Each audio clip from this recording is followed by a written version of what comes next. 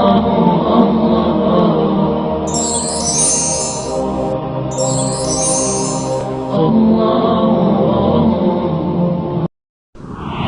الله الرحمن الرحيم يا أيها الذين آمنوا اتقوا الله وابتغوا إليه الوسيلة وجاهدوا في سبيله لعلكم تفلحون۔ اے ایمان والو، اللہ سے ڈرو اور اس کی طرف وسیلہ ڈھونڈو اور اس کی راہ میں جہاد کرو، اس امید پر کہ فلاح پاؤ۔ السلام علیکم۔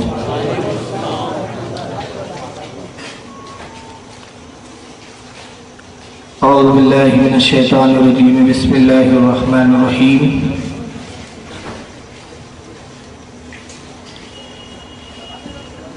الحمد للہ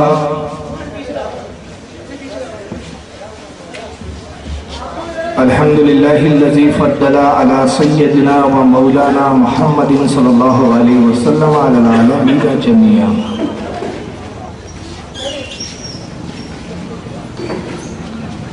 وأقامه يوم القيامة للمذنبين المتلوثين الخطائين الحالقين شفيعا۔ فصلى الله تبارك وتعالى عليه وعلى كل من هو محبوب ومرضي لديه صلاة تبقى وتدوم بدوام الملك الحي القيوم۔ ونشهد أن لا إله إلا الله وحده لا شريك له، ونشهد أن سيدنا ومولانا محمدا عبده ورسوله بالهدى والدين الحق أرسله۔ قال الله تبارك وتعالى في القرآن المجيد والفرقان الحميد: يا أيها الذين آمنوا اتقوا الله وابتغوا إليه الوسيلة۔ صدق الله العظيم۔ إن الله وملائكته يصلون على النبي يا أيها الذين آمنوا صلوا عليه وسلموا تسليما۔ اللهم صل على سيدنا مولانا جد الحسن والحسين وعلى آلہ واصحابہ وبارک وسلم۔ صلاۃ والسلام علیک یا رسول اللہ صلی اللہ تعالی علیہ وسلم۔ آج کی بزم کے تعلق سے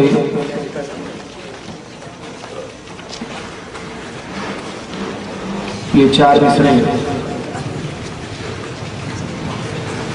کہ تجھ کو کیا دیں گے یہ شہر دوسرا پر چھوڑ دے، تجھ کو کیا دیں گے یہ شہر دوسرا پر چھوڑ دے، تو غلام ہے ان کا سب کچھ ان کی عطا پر چھوڑ دے۔ تجھ کو کیا دیں گے یہ شہر دوسرا پر چھوڑ دے، تو غلام ہے ان کا سب کچھ ان کی عطا پر چھوڑ دے، اپنی بخشش کی فکر کرنے والا تو ہے کون؟ اپنی بخشش کی فکر کرنے والا تو ہے کون؟ یہ مصطفیٰ کا کام ہے، مصطفیٰ پر چھوڑ دے۔ اور کیا ہے بدعت، کیا ہے سنت، فیصلہ تو خود نہ کر۔ کیا ہے بدعت، کیا ہے سنت، فیصلہ تو خود نہ کر، یہ بریلی کے شاہ امام احمد رضا پر چھوڑ دے۔ معزز ناظرین اکرام اور سامعین نظام اور مسند رسول پر جلوہ فروز علماء ذوی الاحترام، پیارے ساتھیوں، بزرگوں، پہلی حاضری ہے میری۔ حالانکہ 1 سال قبل سے جناب شاہد بھائی تاریخ کا تقاضا کر رہے تھے، حواسہ 4 بار آنا ہوا، لیکن سڈنی پہلی بار آنے کا اتفاق ہوا۔ آنے کے بعد یہاں کے نوجوانوں سے جب ملاقات کی تو بڑی مسرت اور خوشی ہوئی مجھے کہ ماشاءاللہ یہاں کے نوجوان میں نے یہاں دیکھے کہ دینی جذبہ بہت رکھتے ہیں، سنیت کا درد ہے، کام کرنے کا جذبہ ہے۔ اور اس سے زیادہ بڑھ کر خوشی اب ہوئی کہ جب میں نے جلسے میں دیکھا کہ ماشاءاللہ اتنی بڑی تعداد، اور پھر اس تعداد میں बुजुर्गों का साथ। मैं अपने जलसों में अक्सर एक बात कहा करता हूं कि जिस कौम में नौजवानों का जोश और बुजुर्गों का होश वो दोनों यकजा हो जाए, उस कौम को कोई शिकस्त नहीं दे सकता। बड़ी मसरत और खुशी की बात है कि यहाँ बुजुर्ग भी तशरीफ फरमाए हमारे, उनकी सरपरस्ती हासिल है, नौजवान भी है और काम करने वाले नौजवान हैं। हमारे नाज़रीन ने जिस बात की गुजारिश की मैं इंशाअल्लाह उसको बाद में बयान करूंगा, इसलिए कि जलसा मैं समझता हूँ उस चीज़ के लिए मुनक्किद नहीं किया गया जो नाज़िम साहब ने कहा है। और मेरा अपना मिजाज है कि मैं उन्वान पे बोलता हूँ, मकसद पे बोलता हूँ। मकसद से हटकर गुफ्तगू करना मैं समझता हूँ आपका और अपना दोनों का वक्त ज़ाय करना है। जब कोई मुझसे तारीफ लेता है तो मैं सबसे पहला सवाल उससे करता हूं कि जलसा क्या, उन्वान क्या है, जलसा आप किस मकसद के लिए रख रहे हैं। यही सवाल मैंने जनाब शाहिद भाई से किया तो उन्होंने कहा कि जलसे का उन्वान तौहीद और शिर्क है। आपको समझाना है कि तौहीद क्या है, शिर्क क्या है। अब चूंकि उन्वान ये मुतय्यन है पहले से और फिर सुनने वाले सामईन ये सुनना चाहते हैं तो उसमें फिर बीच में कुछ और ले आना, तो ये ऐसा है कि जलसे को वक्त बढ़ाना है, तवालत देना है। लेकिन बहरहाल मैं उनकी ख्वाहिश का एहतराम करूंगा और इस पर चंद बातें मैं जलसे के इख्तिताम पर बोलूंगा इंशाअल्लाह। और जैसा कि हमारे इरशाद भाई मोहतरम ने ऐलान किया कि सवालात और नशिस्त रहेंगी, तो इंशाअल्लाह आपके जहन में जो शुकूक व शुबहात उभरे किसी भी दीनी मसले के ताल्लुक से, तो आप खुदा के भी पूछ सकते हैं या फिर कागज़ पर लिख कर तहरीर कर कर मुझ तक पहुँचा दे, तो मैं इंशाअल्लाह जवाब देने की कोशिश करूँगा। आइए सबसे पहले हम जानते हैं कि तौहीद क्या है,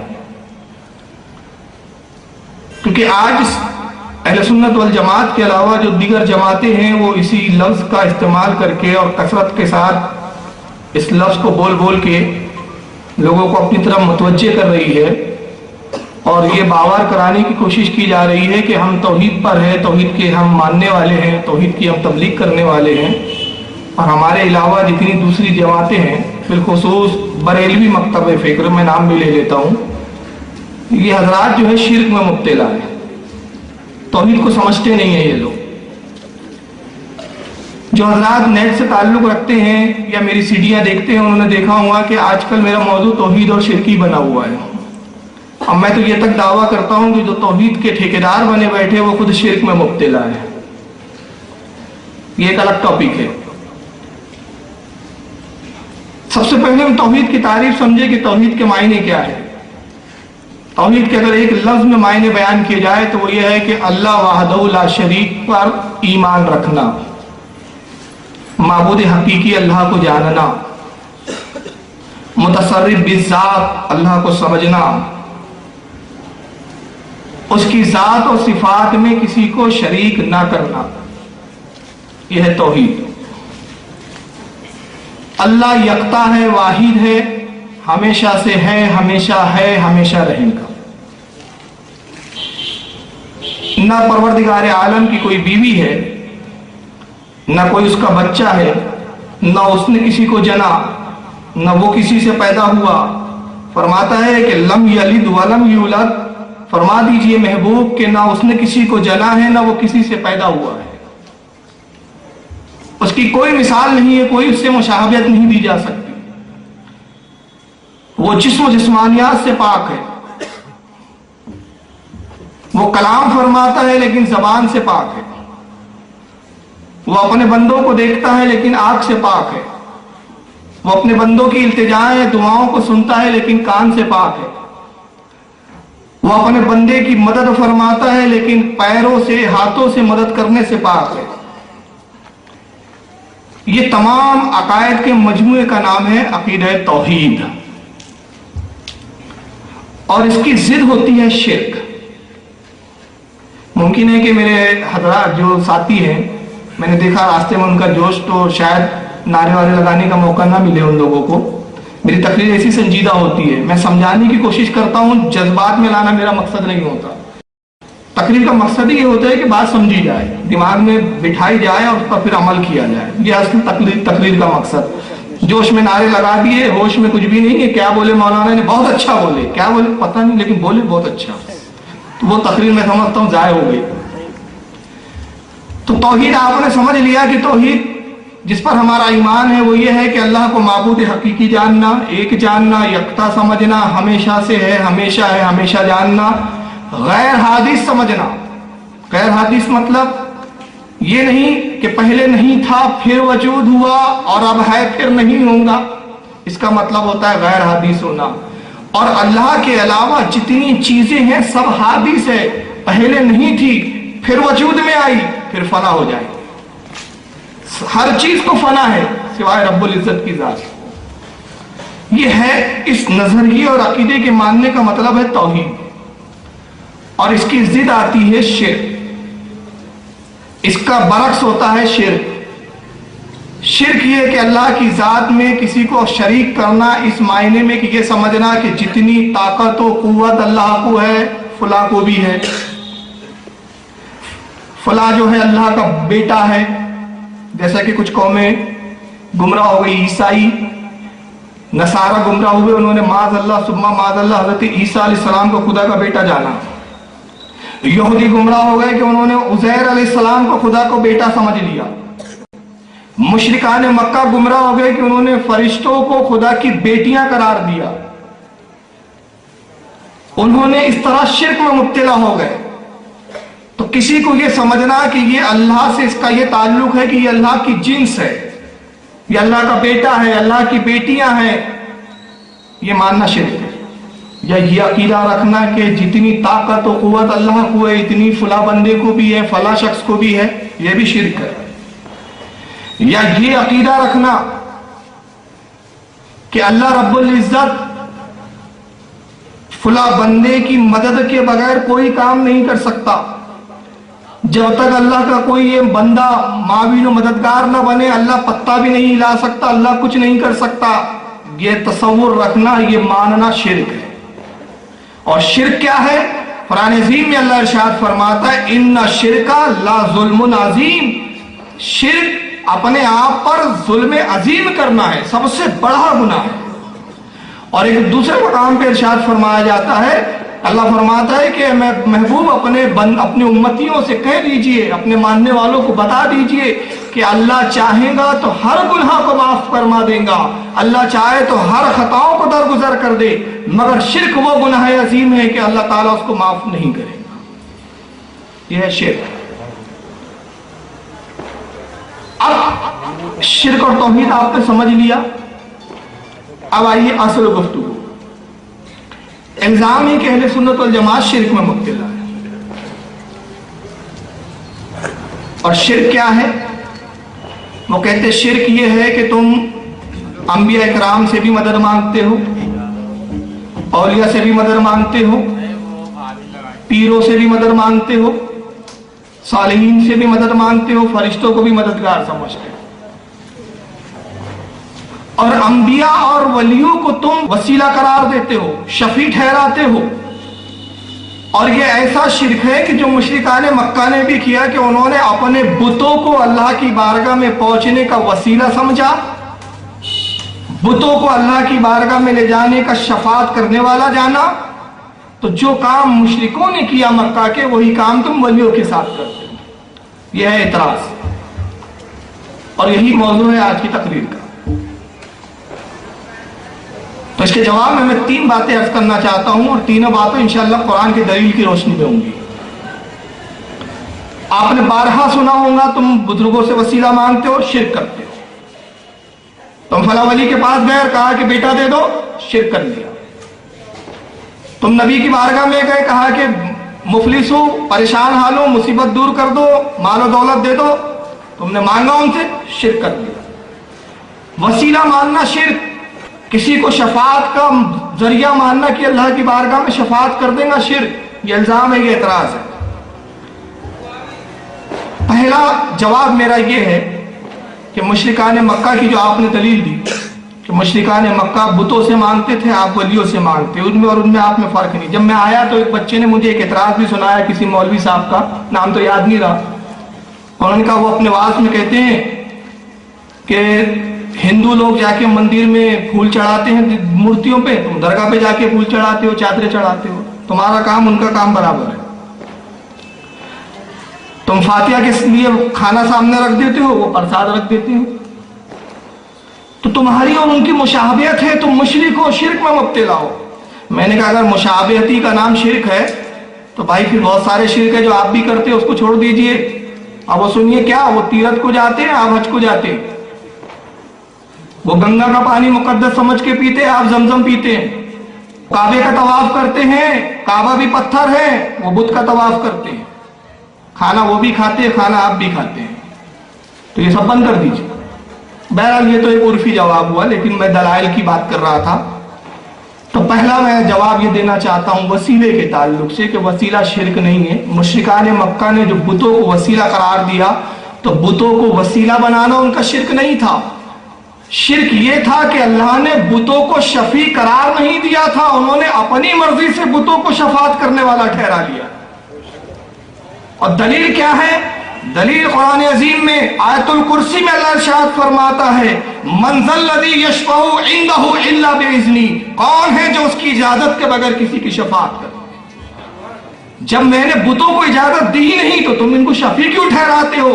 میں نے اجازت ولیوں کی دی، ولیوں کو دی ہے، ان سے ان کو شفیع مانا کرو۔ نبیوں کو میں نے شفاعت کی اجازت دی ہے، ان کو شفیع مانا کرو۔ تو جب ہم نے ولیوں کو شفیع مانا، وسیلہ جانا تو اللہ کے حکم سے جانا، اور انہوں نے بتوں کو مانا تو اللہ کے حکم کے خلاف کیا۔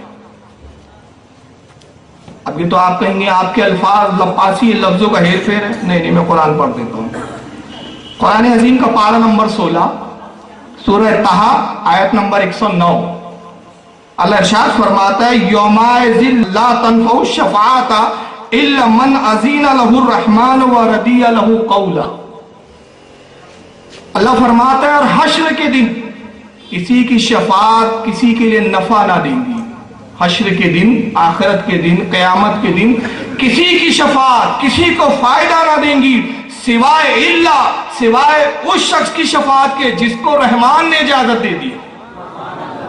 اب تم بتاؤ کہ رسول اللہ کو اللہ نے اجازت دی ہے کہ نہیں دی ہے؟ وہ کون سی قرآن کی آیت ہے جس سے ثابت ہو کہ نبی کو اجازت نہیں ہے شفاعت کرنے کی؟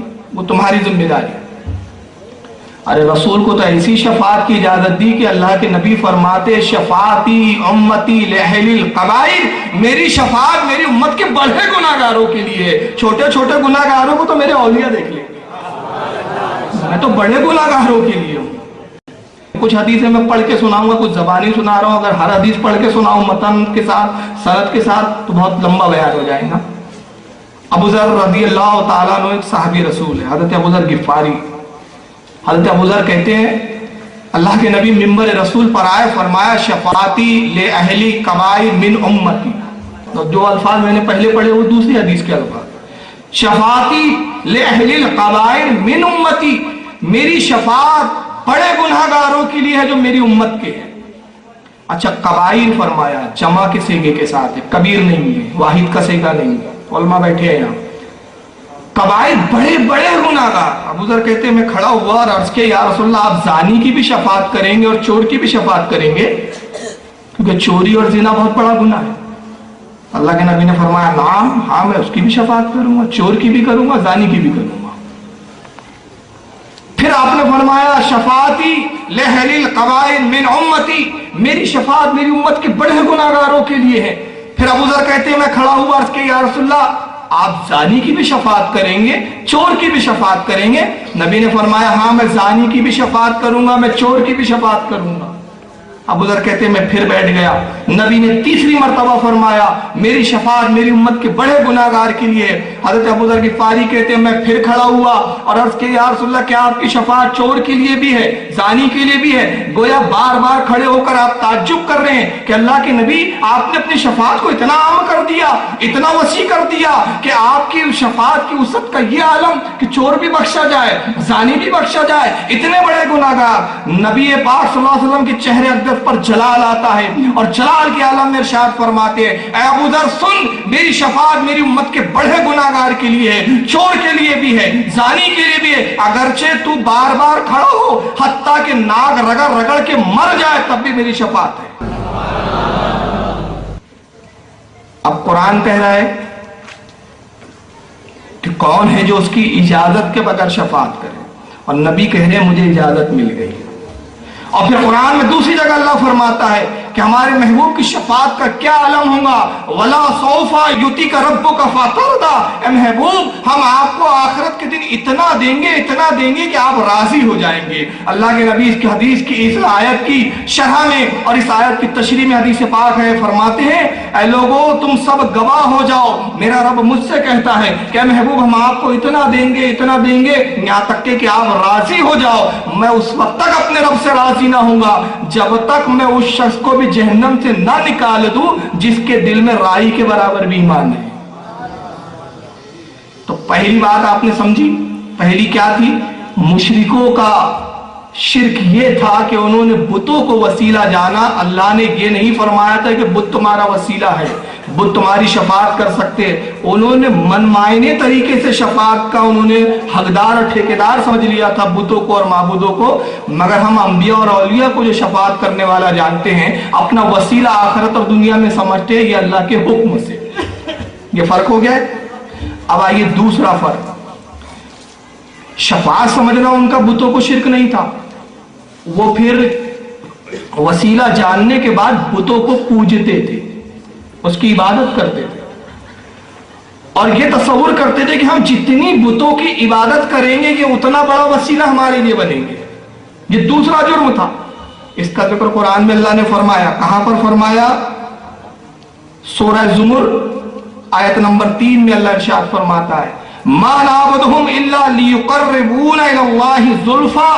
اللہ فرماتا ہے کہ ان مشرکین نے اپنے معبودوں کو، باطل معبودوں کو پوجتے تھے اور کہتے تھے مَا نَعْبُدُهُمْ، ہم انہیں نہیں پوجتے، الا مگر اس لیے پوچھتے ہیں لِيُقَرِّبُونَ إِلَى اللَّهِ زُلْفَىٰ، تاکہ یہ اللہ تک ہم کو پہنچا دے، یہ ہمارے لیے اللہ کی بارگاہ میں وسیلہ بن جائے، اس لیے ہم پوجتے ہیں۔ مطلب وہ وسیلہ نہیں مانتے تھے، صرف ساتھ میں پوجتے بھی تھے۔ اور اہل سنت والجماعت کسی نبی کو نہیں پوجتے، کسی ولی کو نہیں پوجتے، کسی پیغمبر کو نہیں پوجتے، کسی صالحین کو نہیں پوجتے۔ تمام مخلوقات میں سب سے افضل اگر کوئی ذات ہے تو وہ رسول اللہ صلی اللہ علیہ وسلم کی ذات ہے۔ ہم رسول اللہ کو بھی نہیں پوجتے، ان کی بھی عبادت نہیں کرتے۔ تو جب ہم نبی کی عبادت نہیں کرتے تو پھر غوث پاک کیسے عبادت کے لائق ہو سکتے ہیں؟ غریب نواز کیسے عبادت کے لائق ہو سکتے ہیں؟ تاج الاولیاء کیسے عبادت کے لائق ہو سکتے ہیں؟ تو یہاں سے معلوم ہو گیا کہ ہم ان کو شفاعت کرنے والا جانتے ہیں، ان کو معبود نہیں جانتے۔